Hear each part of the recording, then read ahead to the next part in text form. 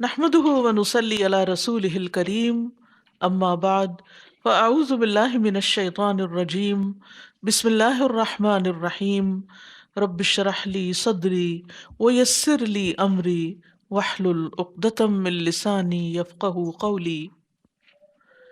سورۃ طٰہٰ میں اللہ سبحانہ وتعالیٰ فرماتے ہیں فَإِمَّا يَأْتِيَنَّكُم مِّنِّي هُدًى فَمَنِ اتَّبَعَ هُدَايَ فَلَا يَضِلُّ وَلَا يَشْقَىٰ، تو جس نے میری ہدایت کی پیروی کی نہ وہ گمراہ ہوگا اور نہ ہی بدبخت ہوگا۔ تو سراسر خوش قسمتی کی بات یہ ہے کہ انسان اللہ کی طرف سے آئی ہوئی ہدایت کو قبول کرے اور اس کے مطابق زندگی بسر کرے، تو پھر کامیابیاں ہی کامیابیاں ہیں۔ اولئک علی ھدی من ربہم واولئک ھم المفلحون۔ اور اس کے لیے علم حاصل کرتے رہنا ضروری ہے، اور گھر سے نکل کر علم حاصل کرنے کا ثواب کتنا ہے۔ ابو امامہ بیان کرتے ہیں کہ نبی صلی اللہ علیہ وسلم نے فرمایا، جو شخص صبح کے وقت اس لیے مسجد کی طرف نکلا کہ بھلائی سیکھے یا سکھائے تو اس کے لیے پورا حج ادا کرنے والے کے مثل اجر ہے۔ حج ادا کرنا کتنا مشکل کام ہے، جس میں مال، جان، وقت سب کچھ لگتا ہے، لیکن یہ کہ یہ عمل بھی کہ جس میں انسان بھلائی کی باتیں سیکھتا ہے اور سکھاتا ہے، یہ بھی درجے میں اجر میں کچھ کم نہیں۔ اس لیے پورے شوق و ذوق کے ساتھ انسان کو اس کام کو کرنا چاہیے، کیونکہ کوئی بھی عبادت اسی وقت صحیح طور پر کی جا سکتی ہے جب اس کے کرنے کا صحیح طریقہ بھی ہمیں آتا ہوگا۔ اگر ہمیں وہ کام کرنا ہی نہیں آتا تو پھر ہم وہ کام صحیح کیسے کر سکتے ہیں۔ رسول اللہ صلی اللہ علیہ وسلم نے فرمایا، سورۃ البقرہ پڑھا کرو، اس کا پڑھنا باعث برکت ہے اور اس کا چھوڑنا باعث حسرت ہے۔ تو آئیے سورۃ البقرہ کی آیت نمبر 110 سے شروع کرتے ہیں۔ وَأَقِیمُوا الصَّلَاةَ وَآتُوا الزَّکَاةَ وَمَا تُقَدِّمُوا لِأَنفُسِکُم مِّن خَیْرٍ تَجِدُوهُ عِندَ اللَّهِ إِنَّ اللَّهَ بِمَا تَعْمَلُونَ بَصِیرٌ۔ اور نماز قائم کرو اور زکوٰۃ ادا کرو، اور جو خیر بھی تم اپنے نفسوں کے لیے آگے بھیجو گے اس کو اللہ کے ہاں پالو گے، بے شک اللہ خوب دیکھنے والا ہے جو بھی تم عمل کرتے ہو۔ ہم دیکھتے ہیں کہ اس سے پچھلی آیت میں اللہ سبحانہ وتعالیٰ فرماتے ہیں کہ اہل کتاب میں سے بہت سے لوگ یہ چاہتے ہیں کہ تمہیں تمہارے ایمان لانے کے بعد کافر بنا دیں، یعنی تمہیں تمہارے دین سے پھیر دیں۔ اور وہ ایسا کیوں کرتے ہیں؟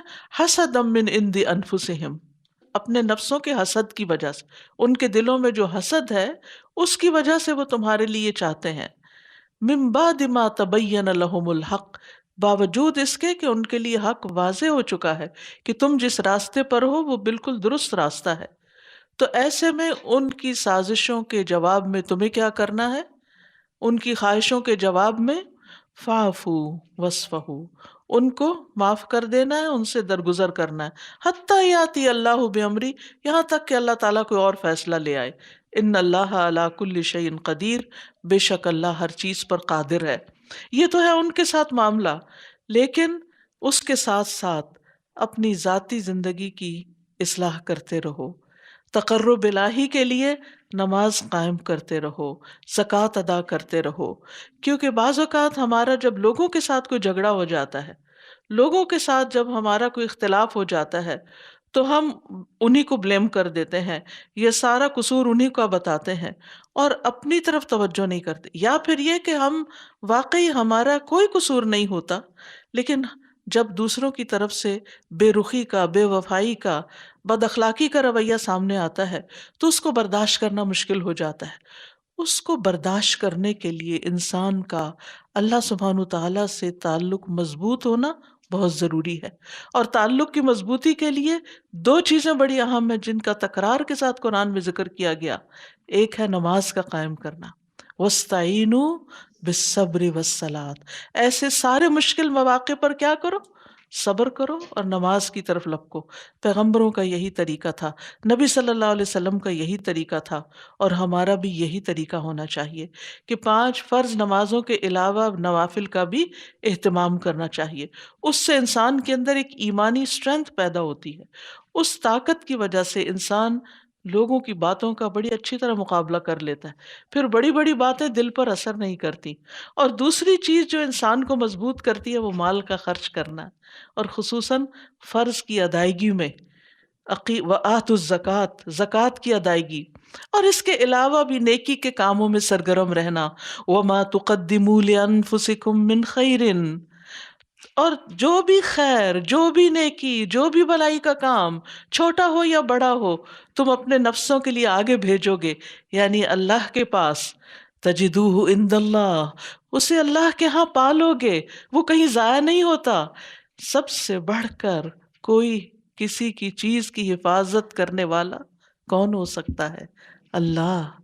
اللہ سے بڑھ کر کوئی حفاظت نہیں کر سکتا، لہذا بالکل بے فکر ہو کر اللہ کی خاطر نیکی کرتے چلے جاؤ، اور یہ توقع نہ رکھو کہ ساری نیکیوں کا بدلہ یہی مل جائے، بلکہ اللہ کے ہاں رہنے دو کہ اس وہاں جا کر پھر تم اسے انجوائے کرو پوری طرح۔ ان اللہ بما تعملون بصیر، بے شک اللہ خوب دیکھنے والا ہے جو بھی تم عمل کرتے ہو، عبادت کرتے ہو، یعنی نماز اور زکوٰۃ کرتے ہو، یا پھر نوافل ادا کرتے ہو، خیر کے کوئی بھی کام کرتے ہو، تو وہ اللہ تعالیٰ کو سب معلوم ہے، اور تمہیں ان باتوں کا بدلہ بھی مل جائے گا۔ یاد رکھیے، قیامت کے دن انسان کی ہر نیکی سامنے لائی جائے گی۔ یوم تجد کل نفس ما عملت من خیر محضرا، جس دن ہر شخص حاضر کیا ہوا پائے گا جو بھی اس نے نیکی میں سے کیا ہوگا۔ آج ہم ایک لمحے کے لیے بھی کوئی اچھا خیال بھی سوچتے ہیں نا، کوئی کسی کے بارے میں حسن ظن کر لیتے ہیں، اللہ کے بارے میں اچھا گمان رکھتے ہیں، اللہ کے رسول صلی اللہ علیہ وسلم سے محبت کا اظہار کرتے ہیں، صرف قلب کے اعمال، اللہ پہ بھروسہ کر لیتے ہیں، مشکلات کے مقابلے کے لیے بہادری دکھاتے ہیں اللہ کے اوپر توکل کرتے ہوئے، ایسے سارے اعمال، قلبی اعمال، قول میں کوئی اچھی بات کر دیتے ہیں، اچھا بول بولتے ہیں، یا کسی بھی طرح سے کوئی کام کرتے ہیں، تو وہ سارے کا سارا ہم کر کے بھول جاتے ہیں۔ پچھلے دنوں میں میری ایک دوست نے کوئی 30-40 سال پہلے کی میری تحریر مجھے بھیجی، اللہ اکبر، اور میں پڑھ کے حیران ہوگی کہ یہ میں تھی، یہ میں لکھتی تھی۔ بہت اممیچورٹی کا زمانہ ہوتا ہے نا، انسان جو دل میں آتا ہے لکھتا چلا جاتا ہے، جب بڑے ہوتے ہیں تو بڑے محتاط ہو جاتے ہیں، لیکن اور تو اس وقت مجھے بہت شدت سے یہ احساس ہوا کہ میرے اعمال نامے میں بھی لکھا ہوا ہے، یہ صرف اس کاغذ کے ٹکڑے پر نہیں، کہیں اور بھی لکھا ہوا ہے، اور یہ ہم سب کے ساتھ ہے کہ ہم کر کے بھول گئے، لیکن اللہ نہیں بھولتا۔ وَمَا كَانَ رَبُّكَ نَسِيًّا، وہ سب کچھ ایک ایک لفظ ہمارا ریکارڈ میں، تو اچھا کیا تو اچھا ہے، اور اگر برا کہا کیا تو وہ بھی لکھا ہوا ہے۔ ایک اور جگہ پر فرمایا کہ ذرا برابر نیکی پر بھی اجر ملے گا۔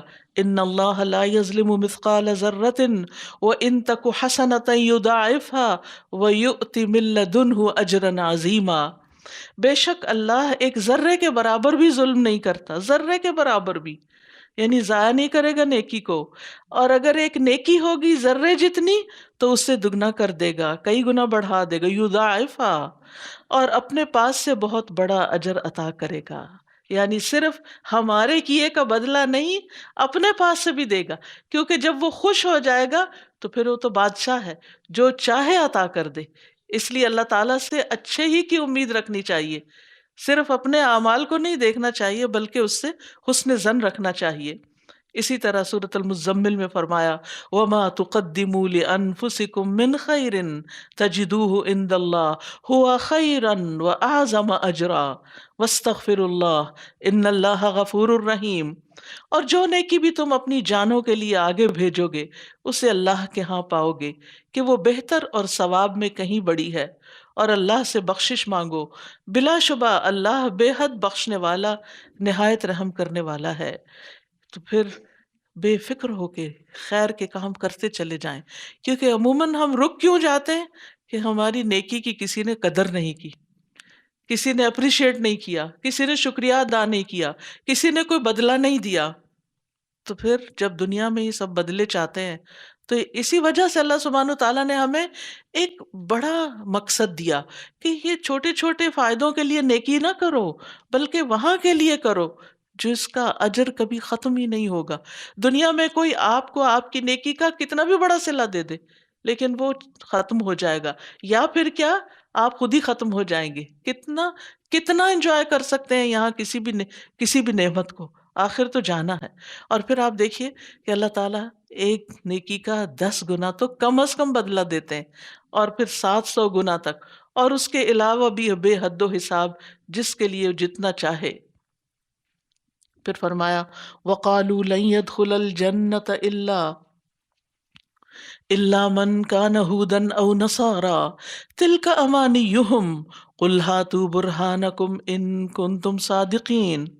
اور انہوں نے کہا ہرگز جنت میں داخل نہ ہوگا مگر وہ جو یہودی ہو یا نصرانی ہو، یہ ان کی آرزویں ہیں، کہہ دیجئے لاؤ اپنی دلیل اگر تم سچے ہو۔ یہ انہوں سے مراد کون ہے؟ یعنی یہودی کہتے ہیں کہ جب تک تم یہودی نہیں بنو گے تو جنت میں نہیں جا سکتے، کیونکہ جنت میں صرف یہودی جائیں گے۔ دوسری طرف نصرانی کیا کہتے ہیں، عیسائی کیا کہتے ہیں کہ کوئی جنت میں نہیں جائے گا سوائے اس کے جو عیسیٰ علیہ السلام کو مانے اور وہ ان کے گناہوں کے بدلے کفارہ کر چکے ہیں اپنی جان دے کر۔ تو یہ ان کا خیال ہے، دل کا امانیہم، یہ صرف ان کی آرزویں ہیں، ان کی اپنی سوچیں ہیں، ان کی خواہشات ہیں، ان کی من گھڑت باتیں ہیں۔ کل ہاتھو برہانکم، ایسے دعوے فائدہ نہیں دیتے کہ کوئی بھی انسان اٹھ کے کسی بھی چیز کا دعویٰ کر دے تو وہ سچا نہیں ہو سکتا۔ اس کے لیے جو بھی اصول کیا ہے کہ جو بھی دعویٰ کرے وہ دلیل لائے۔ مثلا کوئی یہ کہے کہ فلاں نے میرا پین چرا لیا ہے، لاؤ دلیل، تمہارے پاس کوئی ہے گواہ؟ تو اگر گواہ نہیں تو تم ہی جھوٹے ہو۔ تو اسی طرح کسی بھی چیز کے بارے میں، چاہے دین کا معاملہ ہو یا دنیا کا معاملہ، محض دعووں سے بات نہیں بنتی، محض خیالات سے بات نہیں بنتی۔ ہر کلیم کے پیچھے آپ کے پاس کوئی پروف ہونا چاہیے، دعویٰ کر کے دلیل ہونی چاہیے۔ قُلْ هَاتُوا بُرْهَانَكُمْ إِن كُنتُمْ صَادِقِينَ، اگر تم سچے ہو۔ اور یہاں تو دراصل اہل کتاب کے فریب نفس کو بیان کیا جا رہا ہے، ان کو جو اپنے آپ کو دھوکہ دے رہے تھے۔ لیکن یہ ہے کہ آج ہم مسلمانوں کا حال کیا ہے؟ ہم بھی تو یہی سمجھتے ہیں نا کہ اگر ہم مسلمان ہو گئے، لا الہ الا اللہ پڑھ لیا، بس اب جنت ہمارے لیے پکی ہوگی اور جنت میں صرف مسلمان ہی ہوں گے۔ تو بات یہ ہے کہ اللہ سبحانہ تعالیٰ نے اس بات کو ایک اور جگہ واضح فرما دیا سورۃ النساء میں، لیس بامانیکم ولا امانی اہل الکتاب، نہ تمہاری آرزوؤں پر موقوف ہے، یعنی تمہیں بدلہ تمہاری خیالات وشفل تھنکنگ کے مطابق نہیں ملے گا، اور نہ اہل کتاب کی آرزوؤں پر۔ جو بھی کوئی برائی کرے گا اسے جزا دی جائے گی، غلط کر کے غلط کا بدلہ بھگتنا ہوگا، اور وہ اپنے لیے اللہ کے سوا کوئی دوست نہ پائے گا اور نہ کوئی مددگار۔ اور جو شخص نیک کاموں میں سے کوئی کام کرے، مرد ہو یا عورت، اور وہ مومن ہو، تو یہ لوگ جنت میں داخل ہوں گے، اور کھجور کی گٹلی کے نقطے کے برابر بھی ان پر ظلم نہ کیا جائے گا۔ پیچھے آپ نے کیا پڑھا کہ ذرے برابر نیکی ہو تو اجر دیا جائے گا، اور یہاں اگر اتنی سی بھی نیکی ہوگی تو وہ ماری نہیں جائے گی، اس کا بھی بدلہ تمہیں، یعنی کھجور کے گٹلی کے پیچھے جو چھوٹا سا ٹک سا ہوتا ہے اس کے برابر بھی اگر کسی نے کوئی نیکی کی تو وہ اس کا بھی بدلہ مل کر رہے گا۔ تو اس سے کیا پتہ چلتا ہے کہ نیک اعمال ضروری ہے، لیکن نیک اعمال کے ساتھ ساتھ ایمان شرط ہے۔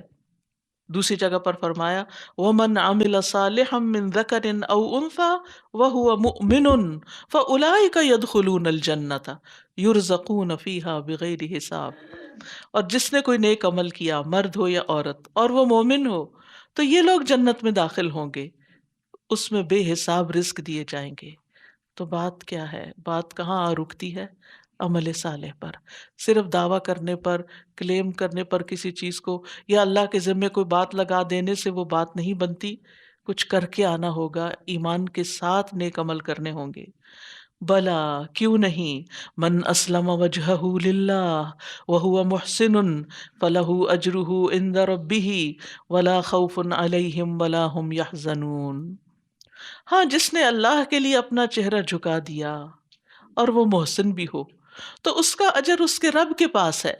ایسے لوگوں کو نہ کوئی خوف ہوگا اور نہ وہ غمگین ہوں گے۔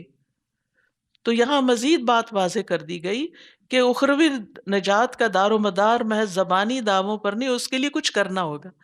اور کیے جانے والے کاموں میں سے سب سے افضل ترین عمل کیا ہے؟ اللہ کے لیے سر جھکا دینا، اور وہ حصی طور پر بھی ہوتا ہے اور مانوی طور پر۔ حصی طور پر کیا؟ سجدہ کرنا، عبادت کرنا۔ سب سے زیادہ انسان اللہ کے قریب کب ہوتا ہے، اللہ کا محبوب کب بنتا ہے؟ جب وہ سجدہ کرتا ہے۔ اس لیے لمبے سجدے کرنے کی کوشش کرنی چاہیے، اور سجدوں کی کثرت سے اللہ کو راضی کرنا چاہیے۔ اور دوسرا اس کا معنی، یعنی صرف سجدے نماز ہی نہیں کافی، بلکہ اس کے لیے اخلاص بھی کافی ہے، کہ ہمارا سارا چہرہ اللہ کی طرف متوجہ۔ چہرے میں کیا کچھ ہے؟ ہماری آنکھیں، ہمارے کان، ہماری زبان، ہمارا دماغ، سوچ کا مرکز، یہ ساری چیزیں کیا ہیں؟ اللہ کی طرف، اللہ کی مرضی کے مطابق چل رہی ہوں۔ بلا من اسلم وجہہ للہ، تو اس کا ایک معنی یہ کیا گیا ہے کہ اس نے اپنے دین کو اللہ کے لیے خالص کر لیا، یعنی اخلاص اختیار کیا، اپنی عبادت کو اللہ کے لیے خالص کیا، وہ اللہ کے لیے مطیع ہو گیا، اور اس کے لیے اس نے انکساری اختیار کی، عاجزی اختیار کی۔ اور اسلمہ کا لفظی معنی ہوتا ہے فرما بردار ہونا، مطیع ہونا، یعنی اس نے اللہ کی ہر بات مانی، اللہ کی فرما برداری کی۔ اسلم وجہہ، ایک اور حدیث سے ہمیں پتہ چلتا ہے، آپ صلی اللہ علیہ وسلم نے فرمایا، کسی نے پوچھا کہ اسلام کیا ہے، اسلام کیا ہے؟ فرمایا تم اپنا دل اللہ کے سپرد کر دو، اور یہ کہ تم اپنے چہرے کا رخ اللہ کی طرف کر دو، یعنی نماز میں بھی اللہ کی طرف، اور ہر بات، ہر کام میں بھی نیت میں اللہ کی رضا شامل ہو۔ اور پھر صرف یہ نہیں کہ چہرہ، وَهُوَ مُحْسِنٌ، اور وہ محسن بھی ہو، کیونکہ اعمال کی قبولیت کی دو شرائط ہیں، ایک ہے اخلاص اور دوسرے ہے احسان۔ احسان کیا ہے؟ خوبصورتی سے کام کرنا، اور سب سے زیادہ اچھے کام کس کے ہیں؟ محمد الرسول اللہ صلی اللہ علیہ وسلم کے۔ لقد کان لکم فی رسول اللہ اسوۃ حسنہ، تمہارے لیے اللہ کے رسول صلی اللہ علیہ وسلم کی زندگی میں بہترین نمونہ ہے۔ حسنہ، وہاں بھی حسنہ کا لفظ استعمال ہوا ہے۔ تو محسن کون ہے؟ جو آپ کے طریقوں کے مطابق نیکی کرے، یعنی جیسے نماز ہے، روزہ ہے، حج ہے، زکوٰۃ ہے، اخلاق ہے، تزکیہ ہے، یہ ان سب میں رسول اللہ صلی اللہ علیہ وسلم کی سنت کو اپنائے۔ ہمیں اپنے اسلام میں حسن پیدا کرنے کی ضرورت ہے۔ صرف یہ کہنا کافی نہیں کہ میری نیت بہت اچھی ہے، یہ ایک شرط ہے صرف، بلا من اسلم وجہہ للہ، نیت اچھی ہونی چاہیے، مان لیا، لیکن اتنا کافی نہیں۔ وہ محسن، عملی طور پر بھی نیکی کرنے کی ضرورت ہے، محسن بننے کی ضرورت ہے، اللہ کی عبادت میں بھی احسان، اور بندوں کے ساتھ معاملہ کرنے میں بھی احسان۔ اور احسان کا مطلب حدیث جبریل میں کیا بتایا گیا؟ ان تعبد اللہ کأنک تراہ، تم اللہ کی عبادت ایسے کرو جیسے تم اس کو دیکھ رہے ہو۔ فَإِن لَمْ تَكُنْ تَرَاهُ فَإِنَّهُ يَرَاكَ، اور اگر تم یہ نہ سمجھو کہ تم اس، یعنی تمہیں نہیں یہ سمجھ آ رہا کہ تم اس کو دیکھ رہے ہو، تو وہ تو تمہیں دیکھ ہی رہا ہے۔ تو ایسے لوگوں کا اجر ان کے رب کے پاس محفوظ ہے۔ وَلَا خَوْفٌ عَلَيْهِمْ، ان پہ نہ خوف ہوگا اور نہ ہی وہ غمگین ہوں گے۔ دنیا میں آپ دیکھیے کہ آپ جو مرضی کر لیں، ان دو چیزوں سے بچ نہیں سکتے۔ آپ کتنے بھی پکے مومن ہو جائیں، کتنے بھی نیکی کے کام کریں، لیکن کہیں نہ کہیں کسی نہ کسی چیز کا، مستقبل کا خوف دل میں آ ہی جاتا ہے، جتنا چاہے اللہ پر توکل ہو۔ حتیٰ کہ پیغمبروں کے اندر بھی اللہ کی خشیت تھی، اور وہ تو مطلوب ہے، ہونی چاہیے، لیکن جیسے ہم دیکھتے ہیں موسیٰ علیہ السلام، عصا جب اژدہا بنا تو انہوں نے خوف محسوس کیا۔ تو یہ خوف جو ہے، یہ قدرتی سی چیز ہے جو انسان کے اندر آ جاتی، دنیا میں اس سے چھٹکارا ممکن نہیں۔ کبھی انسان اپنے اندرونی ذاتی حالات کی وجہ سے خوف کا شکار ہوتا ہے، اور کبھی دنیا کے حالات کی وجہ سے، کہ کہیں کوئی حادثہ ہو جاتا ہے، اور کہیں کوئی، یعنی کسی نہ کسی طرح، کبھی اپنے بارے میں آپ خوف کا شکار ہوتے ہیں، اور کبھی اپنے بچوں کے بارے میں ڈرتے رہتے ہیں کہ انہیں کسی طرح کی کوئی مشکل نہ آئے۔ پھر اسی طرح غم، تو غم بھی انسان کو عموماً ماضی کا ہوتا ہے، اور یہ نہیں کہ مستقبل میں انسان غموں سے پاک ہو جائے، غم تو ہوتے ہی ہیں۔ لیکن آخرت ایسی جگہ ہے کہ جہاں بار بار جس کا حسن یہ بتایا گیا، صرف ظاہری حسن نہیں بتایا گیا جنت کا کہ وہاں نہریں ہوں گی اور وہاں طرح طرح کے پھل ہوں گے اور ہر طرح کی خوبصورتی ہوگی، بلکہ وہاں اندر کے حسن سے متعلق چیز بھی بتا دی گئی کہ اگر آپ کے رویوں میں احسان ہوگا تو پھر جزا میں بھی تمہیں اندر کا ایسا سکون نصیب ہوگا کہ کہیں کوئی خوف کا شائبہ نہیں۔ خوف کیا، اس وقت تو ہم اس سے بھی ڈرتے ہیں کہ اللہ ناراض نہ ہو جائے، تو وہاں اللہ تعالیٰ اپنی رضامندی عطا کر دے گا، لہٰذا ہر طرح کا خوف انسان کے اندر سے نکل جائے گا۔ اور ماضی کے گزرے ہوئے واقعات اور حالات جو دنیا میں ہمیں پریشان کرتے رہتے ہیں، مثلا اگر اللہ اور کوئی پریشانی نہ بھی آئے تو یہی کہ یا اللہ فلاں وقت میں نے تیری نافرمانی کیوں کی، اسی پر ہی انسان کے آنسو آ جاتے ہیں، غمگین ہو جاتا ہے۔ لیکن جب جنت میں پہلا ہی قدم رکھ لے گا تو یہ دونوں چیزیں پیچھے رہ جائیں گی، یہ اندر ساتھ نہیں آئیں گی، اور یہی جنت کا اصل حسن ہے کہ دل ان دو چیزوں سے پاک ہو جائے گا، تو ظاہر میں بھی نعمتیں ہوں گی اور باطن میں بھی نعمتیں ہوں گی۔ وقالت اليهود ليست النصارى على شيء وقالت النصارى ليست اليهود على شيء وهم يتلون الكتاب كذلك قال الذين لا يعلمون مثل قولهم فالله يحكم بينهم يوم القيامة فيما كانوا فيه يختلفون۔ اور یہود نے کہا کہ نصارہ کسی چیز پر نہیں، اور نصارہ نے کہا کہ یہود کسی چیز پر نہیں، حالانکہ وہ کتاب پڑھتے ہیں۔ انہی کی طرح کی بات ان لوگوں نے بھی کہی جو علم نہیں رکھتے، امی۔ پس قیامت کے دن اللہ ان کے درمیان اس معاملے میں فیصلہ کر دے گا جس میں وہ اختلاف کرتے تھے۔ تو یہود و نصارہ تعصب کی بنیاد پر ایک دوسرے کا انکار کرتے تھے اور ایک دوسرے کو گمراہ قرار دیتے تھے۔ یہود عیسیٰ علیہ السلام کو نہیں مانتے تھے، جواباً پھر نصارہ موسیٰ علیہ السلام کو نہیں مانتے تھے، اور پھر ایک دوسرے کا انکار کرتے رہتے، حالانکہ تورات میں مسیح علیہ السلام کی نبوت کا ذکر موجود تھا اور یہودی اس کو پڑھتے تھے، جانتے تھے۔ وَهُمْ يَتْلُونَ الْكِتَابَ، ان کی کتاب میں عیسیٰ علیہ السلام کا ذکر موجود ہے۔ اسی طرح انجیل میں موسیٰ علیہ السلام کی نبوت کا ذکر ہے، جیسے قرآن میں آپ دیکھیں سب سے زیادہ ذکر کس کا ہے؟ موسیٰ علیہ السلام کا۔ اور اگر مسلمانوں میں سے کوئی کہے میں موسیٰ علیہ السلام کو نہیں مانتا تو پھر اس کا کیا حال ہوگا؟ ہاں؟ تو دونوں فریق اہل کتاب تھے، کتاب پڑھتے تھے، جانتے تھے، علم تھا، لیکن علم کے باوجود بھی تعصب ایسی چیز ہے کہ جو انسان کو اس چیز پہ مجبور کر دیتی ہے کہ وہ حق چھپا جائے، کہ دوسرے کی خوبی کا اعتراف نہیں کرنے دیتی، باعثنس ہوتی ہے، باعث ہو جاتے ہیں۔ صرف اپنی قوم، اپنا گھر، خود، صرف ہم ہی میں سب کچھ ہے، اور دوسرے کسی کی تعریف کرتے ہوئے ہم عموماً بخل سے کام لیتے ہیں۔ دوسروں کو اپریشیٹ کرنا بھی وہ بھی احسان میں آتا ہے، یعنی وہ بھی دل کی وسعت ہے کہ انسان دوسرے کی خیر کو، خوبی کو، اس کے بچے کی، کسی کو بھی اللہ تعالیٰ کوئی نعمت دے تو اس کو اپریشیٹ کرنا چاہیے۔ تو یہاں پر آپ دیکھیے کہ کس قسم کے مذہبی تعصبات ہیں۔ آج آپ دیکھیں مسلمانوں کے اندر کیا ہو رہا ہے، ہر فرقہ دوسرے کو گمراہ، کافر، جہنمی بتا رہا ہے، اور یہ بہت خطرناک رستہ ہے، کیونکہ اصل بات یہی ہے کہ انسان کے اندر کی یہ ضد اور تعصب اس کی آنکھوں پہ پٹی باندھ دیتی ہے اور وہ حق سے دور ہو جاتا ہے۔ تو اللہ تعالیٰ فرماتے ہیں كَذَلِكَ قَالَ الَّذِينَ لَا يَعْلَمُونَ، یعنی وہ جو اہل عرب ہیں وہ کہتے ہیں ہم ابراہیم علیہ السلام کی اولاد ہیں اور ہم ہی ہدایت پر ہیں، اس لیے ہمیں کسی اور ہدایت کی ضرورت نہیں۔ اور کفار مکہ آپ کو صابی کہتے تھے۔ آپ کو معلوم ہے صابی کا کیا مطلب ہوتا ہے؟ بے دین ہو گیا ہے، یعنی محمد صلی اللہ علیہ وسلم جو دین لے کر آئے، ضد اور تعصب اور تکبر کی بنیاد پر ان کا انکار کیا اور کہا کہ یہ بے دین ہو گئے ہیں۔ آج بھی آپ دیکھیں کہ بعض اوقات اگر بچوں میں سے بھی کوئی ماں باپ کے طریقے پر نہ ہو، ان کے دینی ڈھانچے کے اوپر نہ ہو، تو عموماً کیا کہتے ہیں، چاہے وہ کتنا بھی اچھا دین میں آ جائے، کہتے ہیں یہ بے دین ہو، یہ بے راہ ہو گیا، یہ گمراہ ہو گیا۔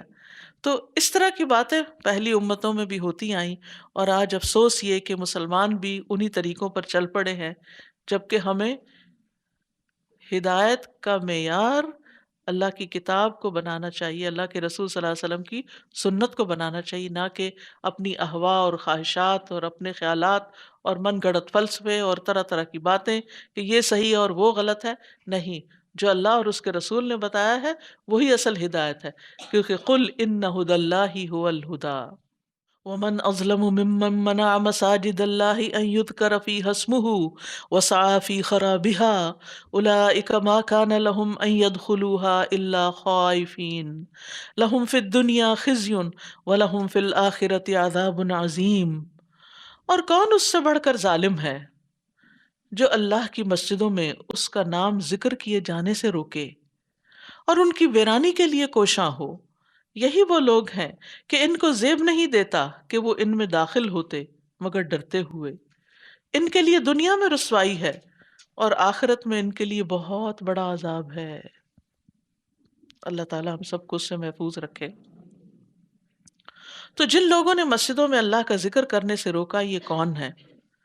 تو ان کے بارے میں مفسرین کی کچھ آراء ہیں۔ ایک رائے یہ ہے کہ ان سے مراد نصارہ ہیں جنہوں نے بادشاہ روم کے ساتھ مل کر بیت المقدس میں یہودیوں کو نماز پڑھنے سے روکا اور اس کی بربادی میں حصہ لیا۔ دوسری رائے یہ ہے کہ اس سے مراد مشرکین مکہ ہیں جنہوں نے ایک تو نبی صلی اللہ علیہ وسلم اور آپ کے صحابہ کو مکہ سے نکلنے پہ مجبور کر دیا، اور پھر اس طرح خانہ کعبہ میں مسلمانوں کو عبادت سے روکا۔ اور جیسے صلح حدیبیہ کے موقع پر جب عمرہ کرنے آپ تشریف لے گئے تو مکہ میں داخل نہیں ہونے دیا، اور پھر کیا کہا اس وقت کہ ہم اپنے آباء و اجداد کے قاتلوں کو مکہ میں داخل نہیں ہونے دیں گے۔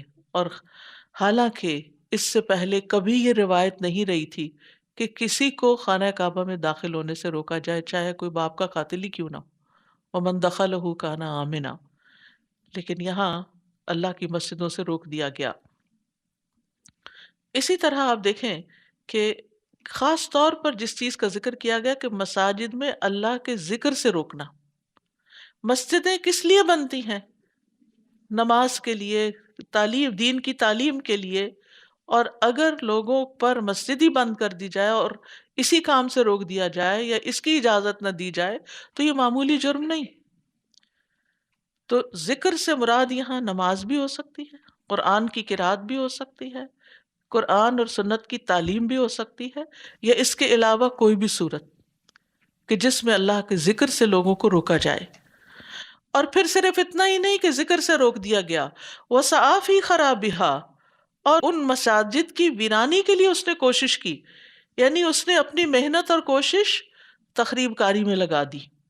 اور خرابی جو ہے، یہ خراب جو ہے یعنی ویرانی، یہ ظاہری بھی اور مانوی دونوں طرح سے۔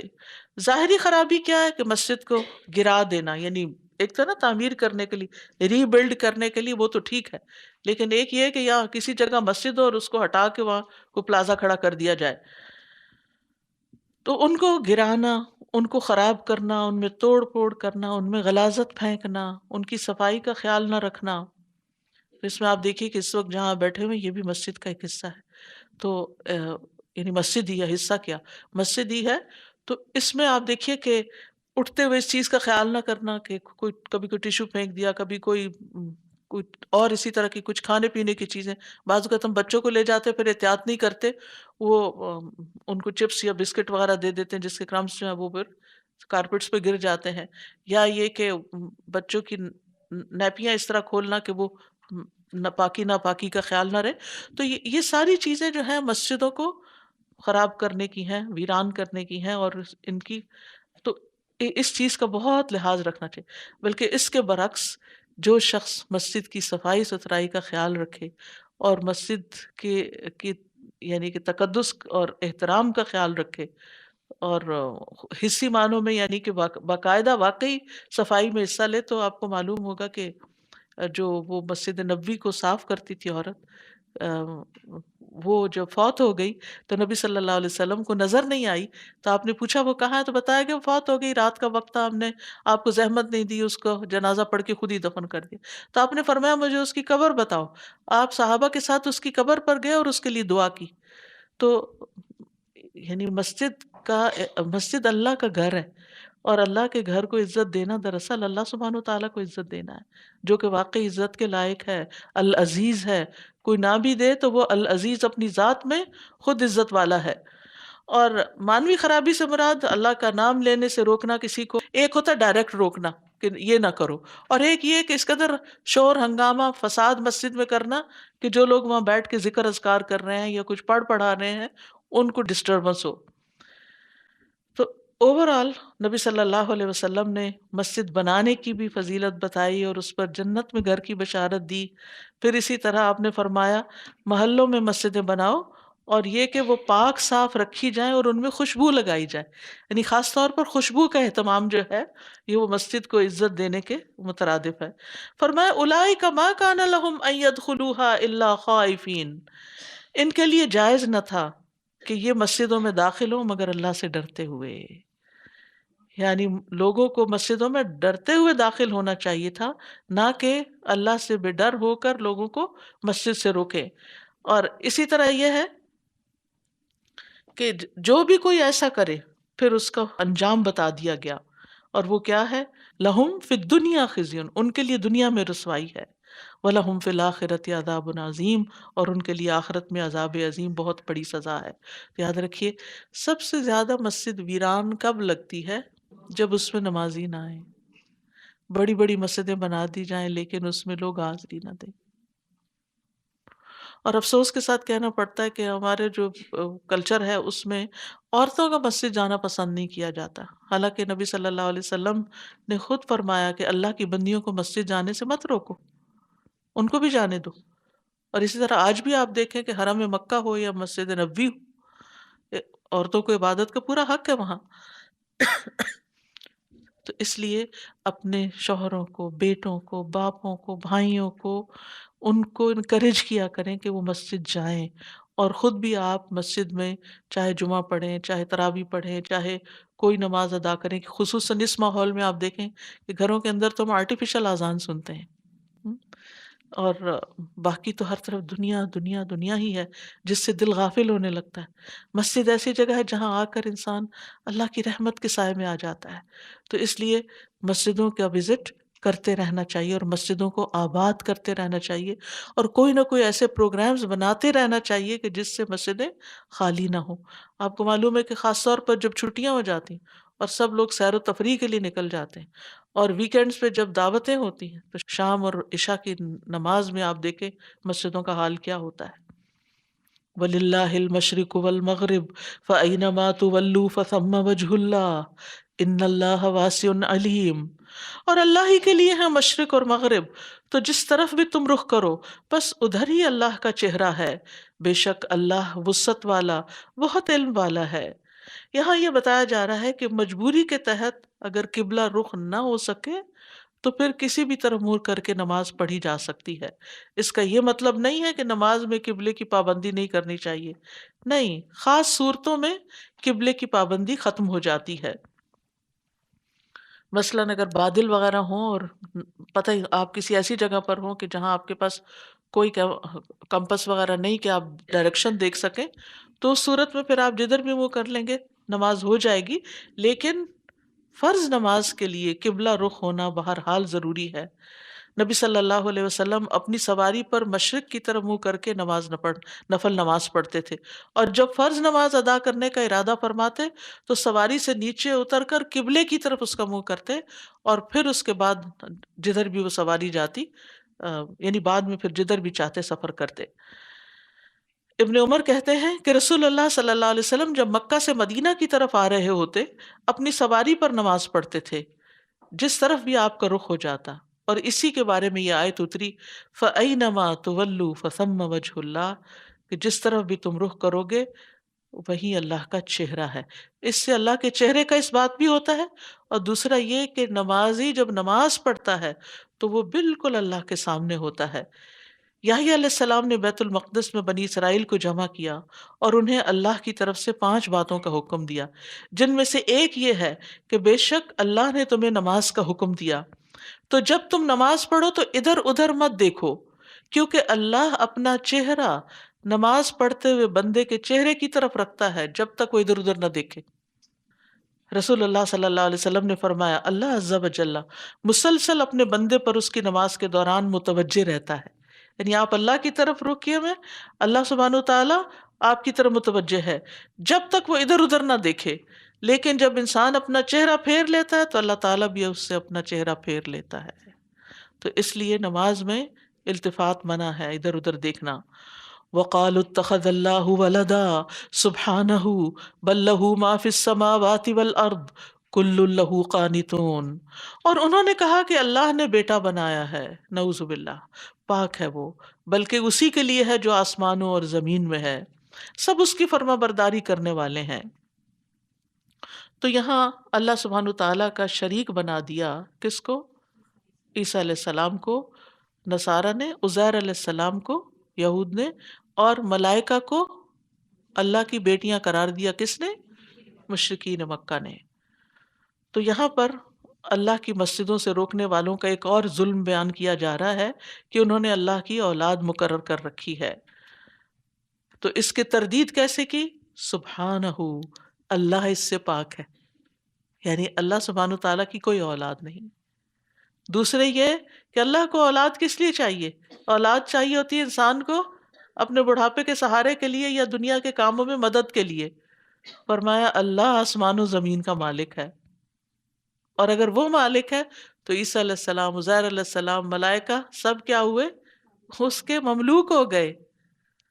اس کے کیا ہوئے؟ مملوک ہو گئے. تو بیٹا تو باپ کا مملوک بھی بن جائے تو خود بخود آزاد ہو جاتا ہے. اب دیکھیں نا، اگر لونڈی کسی کا بچہ جنتی ہے تو وہ بچہ غلام تھوڑی ہوتا ہے. ہم؟ وہ بچہ آزاد ہوتا ہے، بلکہ اس کے پیدا ہونے پر اس کی ماں بھی آزاد ہو جاتی ہے. تو سارے کے سارے لہو ما فی السماوات و ما فی الارض. اور پھر تیسری چیز کیا؟ آیت کا تیسرا حصہ کیا؟ کل لہو قانتون. کل کا کیا مطلب ہوتا ہے؟ سب کے سب اسی کے آگے فرما برداری کرنے والے ہیں، جھکے ہوئے ہیں، وہ اس کی عبادت کر رہے ہیں، اس سے دعائیں کرتے ہیں، اس کی طرف سے پیغمبر ہیں، اس کے پیغامات لے کے جاتے ہیں، اس کی اطاعت کرتے ہیں. فرشتے کس طرح اللہ سبحانہ تعالیٰ کے احکامات کے آگے دوڑے پھرتے ہیں. تو اس لیے تمہاری یہ بات بالکل غلط ہے. وآخر دعوانا ان الحمد للہ رب العالمین. سبحانک اللہم وبحمدک، اشہد ان لا الہ الا انت، استغفرک واتوب الیک. السلام علیکم ورحمۃ اللہ وبرکاتہ.